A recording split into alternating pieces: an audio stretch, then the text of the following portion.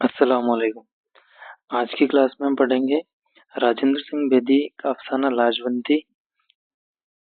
इसमें हम सबसे पहले पढ़ेंगे अफसाना लाजवंती के अहम किरदार, इसके बाद में अफसाना लाजवंती का मुख्तसर खुलासा और उसके बाद में पढ़ेंगे हम अफसाना लाजवंती के अहम वन लाइनर क्वेश्चन जो परीक्षा के पॉइंट ऑफ व्यू से इम्पोर्टेंट रहेंगे।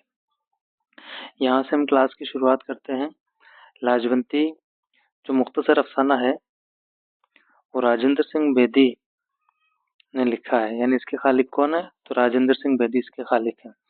लाजवंती जो अफसाना है वो राजेंद्र सिंह बेदी के अफसानवी मजमुआ अपने दुख मुझे दे दो से लिया गया है और अपने दुख मुझे दे दो 1965 में शाये हुआ था। यहाँ तक हमको समझ में आ गया होगा कि अफसाना लाजवंती जो है राजेंद्र सिंह बेदी का लिखा हुआ है। अफसाना लाजवंती राजेंद्र सिंह बेदी के अफसानवी मजमुआ अपने दुख मुझे दे दो से लिया गया है और ये अफसानवी मजमुआ अपने दुख मुझे दे दो 1965 में शाये हुआ था। अब हम देखते हैं इस अफसाना के अहम किरदार। इसमें सबसे पहला किरदार है लाजवंती खुद। तो लाजवंती ये एक देहात की लड़की है जो शहर के लड़के से शादी नहीं करना चाहती है, लेकिन जैसे ही पहली बार ये शहर के लड़के सुंदरलाल को देखती है तो उससे इसको मोहब्बत हो जाती है और सुंदरलाल से ही इसकी शादी हो जाती है। मगर इसकी शादी शहर के लड़के सुंदरलाल से होती है। किससे होती है? सुंदरलाल से, यानी लाजवंती के शोहर कौन है? सुंदरलाल है। तकसीम हिंद के वक्त लाजवंती पाकिस्तान में अगवा हो जाती है। यानी लाजवंती किस वक्त अगवा होती है? तो जब तकसीम हिंद का माहौल चल रहा होता है 1947 का वक्त, उस वक्त लाजवंती अगवा हो जाती है और पाकिस्तान में रह जाती है। इससे हमको ये पता चलेगा कि ये अफसाना जो राजेंद्र सिंह बेदी ने लिखा है वो किन हालात किस वक्त का लिखा है? तो 1947 के तकसीम हिंद के मामले पर ये लिखा हुआ है। आगे हम देखते हैं कि अगवा होने के बाद लाजवंती पाकिस्तान में जमा जमा नाम के एक शख्स के पास महफूज रहती है। इस अफसाना में लाजवंती का शोहर सुंदरलाल उससे पूछता है कि तुम अगवाई के दिनों में किसके पास रही थी? तो लाजवंती जवाब देती है कि मैं एक शख्स जिसका नाम था जमा उसके पास रही थी और वो बेहद नेक दिल इंसान था। इसके बाद सुंदरलाल ने लाजवंती से उसके बीते दिनों के बारे में कभी कुछ नहीं पूछा। चौकी किला पर दोनों मुल्कों की औरतों की अदला बदली में लाजवंती वापस हिंदुस्तान आई थी। इससे हमको पता चलता है कि दोनों मुल्कों की औरतों की अदला बदली किस जगह पर हो रही थी। तो ये उस जगह का नाम है चौकी किला। चौकी किला पर दोनों मुल्कों की औरतों की अदला बदली हो रही थी, जिसमें लाजवंती को हिंदुस्तान भेजा गया और हिंदुस्तान में आई पाकिस्तानी औरतों को पाकिस्तान भेजा गया था। यानी कि अदला बदली में लाजवंती वापस हिंदुस्तान अपने शोहर सुंदरलाल के पास आ गई थी। अगले किरदार की तरफ चलते हैं जो कि इस अफसाने का अहम किरदार है। अगला किरदार है सुंदरलाल। ये लाजवंती के शोहर हैं। लाजवंती से ये बेहद मोहब्बत करते हैं और प्यार से लाजवंती को लाजो कहकर पुकारते हैं। लाजवंती के अगवा होने के बाद ये बेचैन हो जाता है क्योंकि ये लाजवंती से बेहद मोहब्बत करते हैं और इसके साथ अगवाई से पहले के दिनों में जो इन्होंने बर्ताव किया था अपनी बीवी लाजवंती के साथ, उनके साथ जो मारपीट की थी उसके लिए ये शर्मिंदा होते हैं। इसके साथ की गई मारपीट पर शर्मिंदा होता है। अपना सारा वक्त लोक सेवा में लगाता है। लाजवंती की याद में बेचैन रहता है, इसलिए ये तय करता है कि अब मैं अपना सारा वक्त किस में लगाऊंगा? लोक सेवा, यानी लोगों की सेवा में लगाऊंगा। दिल में बसाओ कमेटी का सेक्रेटरी बनता है। क्या बनता है? सेक्रेटरी। और कौन सी कमेटी का? दिल में बसाओ कमेटी। ये कमेटी मोहल्ला मुल्ला शकूर में बनाई जाती है। इसका नाम होता है दिल में बसाओ कमेटी और इसका सेक्रेटरी किसको चुना जाता है? सुंदरलाल को इसका सेक्रेटरी चुन लिया जाता है। यहाँ पर वोटिंग होती है जिसमें 11 वोट ज्यादा मिलते हैं सुंदरलाल को और इन 11 वोटों की अक्सरियत से सुंदरलाल को इस कमेटी का सेक्रेटरी चुन लिया जाता है। लाजो के वापस आने के बाद ये लाजो को लाजो नहीं बल्कि इसको देवी कहकर पुकारता है। क्या कहता है? देवी। अगले किरदार की तरफ बढ़ते हैं जिसका नाम है कालका प्रसाद सूफी। ये मोहल्ला मुल्ला शकूर की दिल में बसाओ कमेटी के सदर होते हैं, पेशे से वकील होते हैं। कालका प्रसाद सूफी क्या है? ये मोहल्ला मुल्ला शकूर में बनाई गई दिल में बसाओ कमेटी के सदर हैं और पेशे से क्या है? वकील हैं। अगला किरदार है लालचंद। ये सुंदरलाल को खबर देता है कि इसने लाजो भाभी को वाघा बॉर्डर, अभी भी है, वाघा बॉर्डर पर देखा है जहां पर हिंदुस्तानी और पाकिस्तानी औरतों की अदला बदली चल रही है। तो ये सूचना, ये खबर सुंदरलाल को कौन देता है? तो लालचंद ये सूचना, ये खबर देता है। अगले किरदार है रसालू और नेकीराम। ये सुंदरलाल के साथी हैं जो इसके साथ प्रभात फेरी करते हैं और नारे लगाते हैं। यहाँ से हम आगे बढ़ते हैं और अब हम देखते हैं कि इस अफसाने का मुख्तसर खुलासा क्या है। तो इसके अहम किरदारों को हमने देख ही लिया है। इसमें अहम किरदार है सुंदरलाल और लाजवंती। सुंदरलाल शोहर है और लाजवंती उसकी बीवी है। रसालू, नेकीराम और लालचंद ये सब सुंदरलाल के साथी होते हैं। इसी के साथ अब हम किस्से को आगे बढ़ाते हैं और देखते हैं कि सुंदरलाल लाजवंती के साथ पाकिस्तान की सरहद के पास,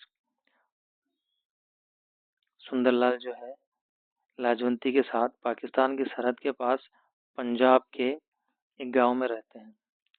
सुंदर अपनी बीवी से मोहब्बत करता था मगर उसके साथ छोटी मोटी बातों पर मारपीट भी किया करता था।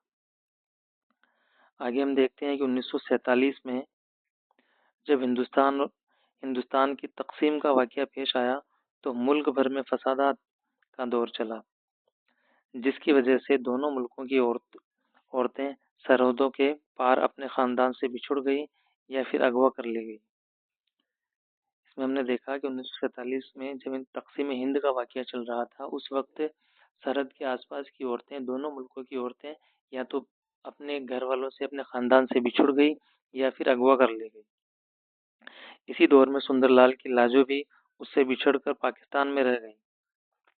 बंटवारे के बाद दोनों तरफ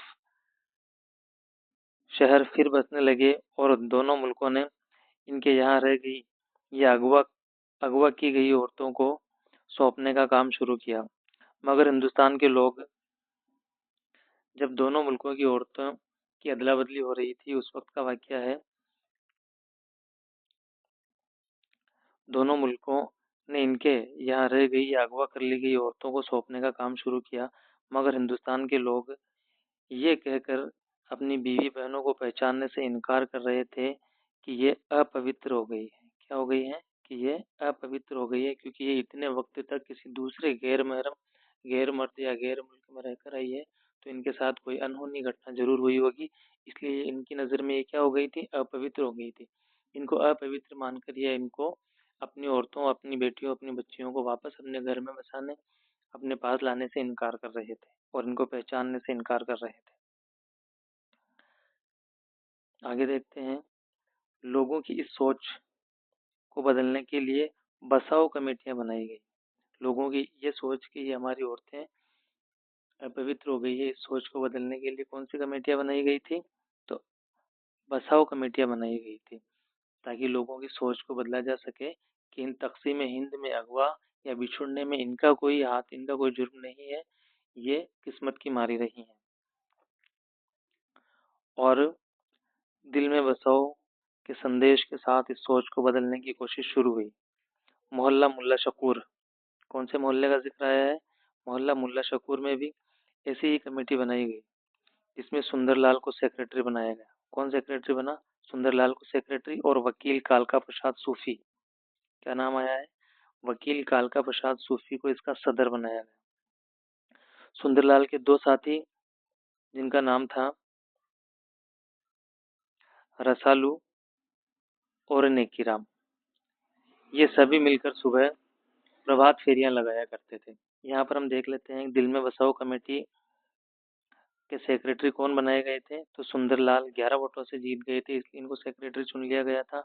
और सदर कौन थे? तो दिल में बसाओ कमेटी के सदर थे कालका प्रसाद सूफी। और ये कमेटी, दिल में बसाओ कमेटी, कहाँ बनाई गई थी? तो मोहल्ला मुल्ला शकूर में एक कमेटी बनाई गई थी। इसके बाद हम देखते हैं कि रसालू और नेकीराम भी थे। ये सभी मिलकर सुबह के वक्त प्रभात फेरियां किया करते थे। क्या किया करते थे? प्रभात फेरियां निकालते थे और गीत गाते, नारे लगाते थे। महेंद्र सिंह जिंदाबाद और सोहनलाल जिंदाबाद, इस तरह के नारे लगाकर लोगों को फिर से अपनी औरतों को पहचानने, अपने घरों में बसाने की दावत दिया करते थे कि भाई महेंद्र सिंह भी जिंदाबाद है, सुंदरलाल भी जिंदाबाद है और इनकी औरतें अपवित्र नहीं है, इनको दिल में बसाने की जरूरत है। मकसद वही था कि अपनी औरतों को पहचानो और इन्हें वापस अपने घर में इज्जत के साथ जगह दो। आगे देखते हैं कि चौकी किला, ये एक जगह है जहाँ पर दोनों मुल्कों की औरतों की अदला बदली होती थी। इस बात को हमको याद रखना है। ये सवाल पूछा जा सकता है कि अफसाना में वह कौन सी जगह है जहाँ पर दोनों मुल्कों की औरतों की अदला बदली हो रही थी, तो उस जगह का नाम क्या है? चौकी किला।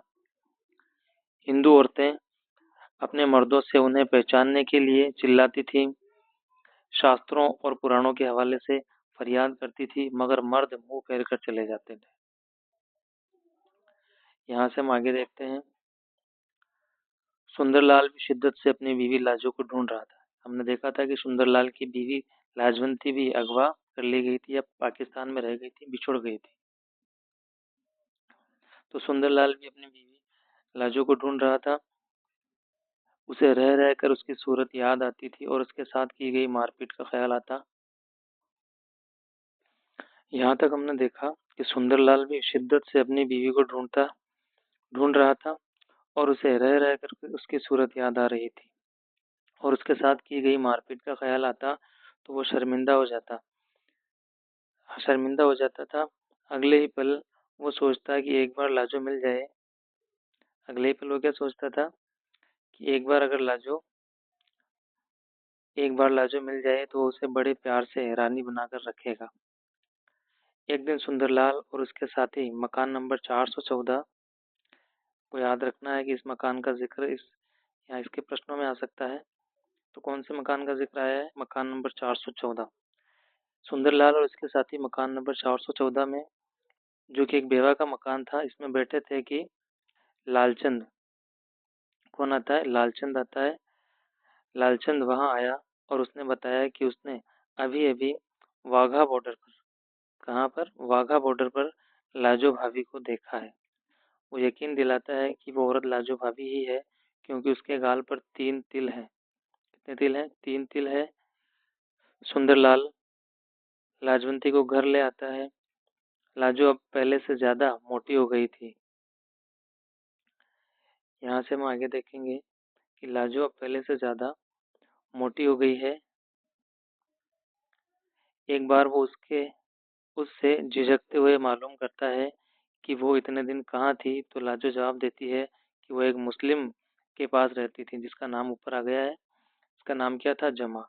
वो एक मुस्लिम जिसका नाम था जमा, उसके पास रहती थी, जो कि एक भला और नेक दिल आदमी था। इसके बाद सुंदरलाल ने कभी उससे पिछले दिनों के बारे में बात नहीं की। सुंदरलाल अब इसे देवी कहकर पुकारता था, देवी कहकर बुलाता था। क्या कहकर बुलाता था? देवी। और इससे पहले लाजो कहकर बुलाता था। इसे अब मारता नहीं है, बल्कि डांटता भी नहीं है, मगर लाजो को इसकी मार याद आती है। उसे अपने पुराना सुंदर याद आता है। उसे देवी नहीं बनना, उसे तो सुंदर की लाजो बनना है।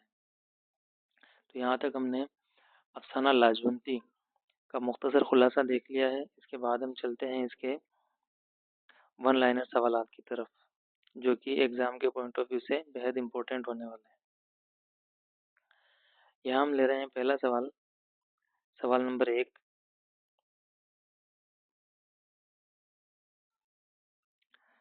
अफसाना लाजवंती बेदी के किस अफसानवी मजमुआ से लिया गया है? तो इसका सही जवाब होगा जवाब नंबर 1, अपने दुख मुझे दे दो। ये हमने देखा था कि अफसाना लाजवंती बेदी के अफसानवी मजमुआ अपने दुख मुझे दे दो से लिया गया है, जो कि 1965 में शाये हुआ था। दूसरा सवाल, सवाल नंबर 2, अफसाना लाजवंती में लाजो के शोहर का नाम क्या है? तो इसका सही जवाब होगा जवाब नंबर 2, सुंदरलाल।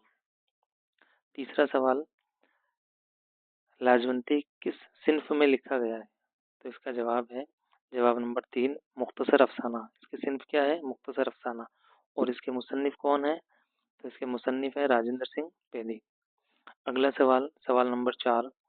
लाजवंती किसके पास रही थी पाकिस्तान में? यानी कि लाजवंती पाकिस्तान में जब रह गई थी, बिछड़ गई थी या अगवा कर ली गई थी, तो किस शख्स के पास रही थी? इसका सही जवाब है जवाब नंबर 4, जमान के पास रही थी। किसके पास? जमा के पास। अगला सवाल, अफसाना में दिल में बसाओ कमेटी के सदर कौन मुकर्रर हुए थे? तो इसका सही जवाब होगा जवाब नंबर 5, कालका प्रसाद सूफी। अफसाना के मुताबिक जो कमेटी बनी थी दिल में बसाओ कमेटी, उसके सदर कौन थे? तो उसके सदर थे कालका प्रसाद सूफी। और इसके सेक्रेटरी कौन मुकर्रर हुए थे? तो इसके सेक्रेटरी मुकर्रर हुए थे सुंदरलाल। और 21 मोहल्ला की कमेटी थी? तो मोहल्ला मुल्ला शकूर में बनाई गई कमेटी थी, जिसका नाम था दिल में बसाओ कमेटी। सदर तो थे कालका प्रसाद सूफी और सेक्रेटरी थे सुंदरलाल। सवाल नंबर 6। लाजो भाभी को वाघा बॉर्डर पर लाजो भाभी को वाघा बॉर्डर पर होने की खबर किसने दी? तो इसका जवाब है जवाब नंबर 6, लालचंद ने ये खबर सुंदरलाल को दी थी कि लाजो भाभी को उसने वाघा बॉर्डर पर अभी देखा है, जिनके गाल पर 3 तिल हैं, और ये पहचान भी बताई थी। सवाल नंबर 7। वापस आने पर सुंदरलाल लाजवंती को क्या कहकर पुकारता है? तो इसका जवाब होगा जवाब नंबर 7। वापस आने पर सुंदरलाल लाजवंती को लाजो नहीं बल्कि देवी कहकर पुकारता था। क्या कहकर पुकारता था? देवी। अगले सवाल की तरफ बढ़ते हैं। सवाल नंबर 8। पंजाबी गीत हथ लाइया कमानी लाजवंती दे बूटे, ये जो गीत है हथ लाइया कमानी लाजवंती दे बूटे, किस अफसाने में इस गीत का जिक्र आया है? तो इसका सही जवाब होगा जवाब नंबर 8, अफसाना लाजवंती। अगला सवाल, अफसाना लाजवंती में गली मोहल्ला में कौन सी कमेटियां बन रही थी? तो इसका जवाब है जवाब नंबर 9, फिर बसाओ कमेटियां। कौन सी कमेटियां बन रही थी? फिर बसाओ कमेटियां हर गली मोहल्ला में बस रही थी। सवाल नंबर 10। अफसाना में औरतों से मुतालिक कौन सी कमेटी बनाई गई? तो अफसाना लाजवंती में औरतों से मुतालिक जो कमेटी बनाई गई इसका जवाब है जवाब नंबर 10, दिल में बसाओ कमेटी। और ये किस मोहल्ला में बनाई गई थी? तो मोहल्ला मुल्ला शकूर में बनाई गई थी। अगला सवाल, सवाल नंबर 11। अफसाना में दिल में बसाओ कमेटी के सेक्रेटरी कौन मुकर्रर हुए? तो इसके सेक्रेटरी थे सुंदरलाल, जो कि कितने वोटों से जीत गए थे? ये 11 वोट से जीत गए थे। सवाल नंबर 12। सुंदरलाल कितने वोटों या वोट की अक्सरियत कमेटी के सेक्रेटरी चुने गए थे? कितने वोट की अक्सरियत से कमेटी के सेक्रेटरी चुने गए थे? तो 11 वोटों की अक्सरियत से कमेटी के सेक्रेटरी चुने गए थे। अगला सवाल, सवाल नंबर 13। अफसाना में लाजवंती को क्या तस्वीर दी गई है? तो इसका जवाब है जवाब नंबर 13। अफसाना में लाजवंती को पतली शहतूत की डाली कहकर पुकारा गया है। क्या कहकर पुकारा गया है? पतली शहतूत की डाली। अगले सवाल की तरफ बढ़ते हैं। सवाल नंबर 14। कौन शहर के लड़के से शादी नहीं करना चाहती थी? तो इसका जवाब है जवाब नंबर 14, लाजवंती। ये शहर के लड़के से शादी नहीं करना चाहती थी, हालांकि इसकी शादी शहर के लड़के यानी कि सुंदरलाल से ही होती है। अगला सवाल, किसने कहा फिर मारा तो मैं तुमसे नहीं बोलूंगी? किसने कहा कि अगर फिर मारा तो मैं तुमसे नहीं बोलूंगी? इसका जवाब है लाजवंती। जवाब नंबर 15, लाजवंती ने कहा कि अगर फिर मारा तो मैं तुमसे नहीं बोलूंगी। अगला सवाल, सवाल नंबर 16। अफसाना के मुताबिक दोनों मुल्कों की औरतों की अदला बदली कहाँ हो रही थी, यानी किस जगह पर हो रही थी? तो इसका जवाब सही होगा जवाब नंबर 16, चौकी किला। इस जगह पर दोनों मुल्कों की औरतों की अदला बदली हो रही थी। अगला सवाल, सवाल नंबर 17। रसालू, नेकीराम और सुंदरलाल कौन से नारे लगाते थे? तो इसका जवाब है जवाब नंबर 17, महेंद्र सिंह जिंदाबाद और सोहनलाल जिंदाबाद। इस तरह के नारे लगाया करते थे रसालू, नेकीराम और सुंदरलाल। रसालू और नेकीराम कौन है? ये दोनों सुंदरलाल के साथी हैं। अगला सवाल, सवाल नंबर 18। अफसाना में सुंदरलाल को लाजवंती की अफसाना में सुंदरलाल और लाजवंती की कहानी को किस कहानी की तस्वीर दी गई है? तो इसका जवाब है जवाब नंबर 18, राम और सीता की कहानी की तस्वीर दी गई है। यानी सुंदरलाल और लाजवंती की जोड़ी को किसकी तस्वीर दी गई है? तो राम और सीता की जोड़ी की तस्वीर दी गई है। अगला सवाल, सवाल नंबर 19, अफसाना में मोहल्ला मुल्ला शकूर, मोहल्ला कौन सा? मुल्ला शकूर के किस मकान का जिक्र आया है? यानी इस अफसाना में मोहल्ला मुल्ला शकूर के किस मकान का जिक्र आया है? तो इसका जवाब है जवाब नंबर 19, मकान नंबर 414। कौन सा मकान? मकान नंबर 414 का जिक्र है। अगला सवाल, अफसाना लाजवंती के मुसन्निफ कौन है? तो इसका सही जवाब होने वाला है जवाब नंबर 20, राजेंद्र सिंह बेदी। इसी के साथ हम आज की क्लास का इख्तिताम करते हैं। उम्मीद करता हूँ कि आपको क्लास पसंद आई होगी। अगर आपको क्लास पसंद आई है और आप चैनल पर नए हैं तो चैनल को सब्सक्राइब कीजिए और क्लास को लाइक करके एक पॉजिटिव कमेंट दीजिए ताकि हमको अगली क्लास बनाने के लिए मोटिवेशन मिल सके। शुक्रिया।